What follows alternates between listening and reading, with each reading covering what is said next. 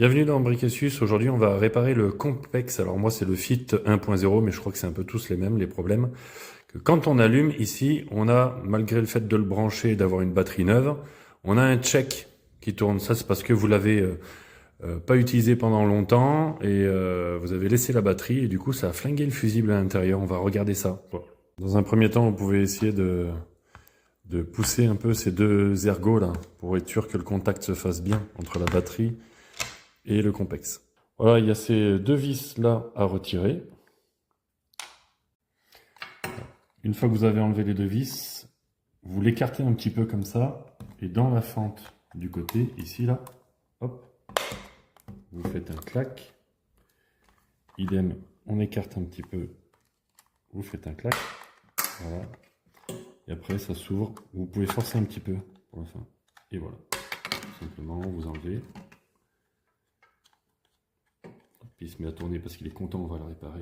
Voilà, donc une fois qu'on l'a ouvert, en fait, on se rend compte que c'est cet élément-là.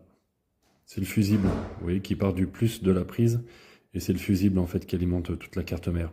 Donc c'est lui qui HS.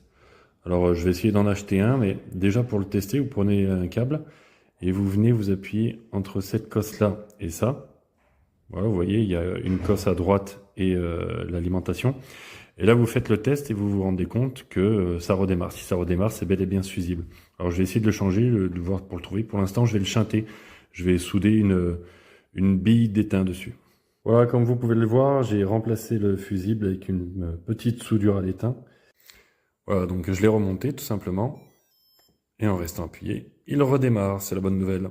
Voilà, alors n'oubliez pas qu'on a enlevé le fusible, donc votre appareil n'est plus protégé. Vous ne risquez rien normalement, hein, à vérifier, mais vous, c'est l'appareil aujourd'hui qui est plus sécurisé, c'est-à-dire s'il y a une surchauffe de batterie ou quoi qu'est-ce, la carte mère sera flinguée et là c'est la fin de vie de votre appareil. Moi je vous conseille quand même de changer le fusible et d'en trouver un sur internet. Voilà, donc si vous avez aimé, n'hésitez pas à liker Bric Astuce. L'avantage c'est qu'on répare les vieux appareils, ça coûte 200 balles et au moins il repart pour une vie, ça nous fait à la fois des économies et à la fois c'est bien pour l'environnement. Allez, à ciao, bonsoir.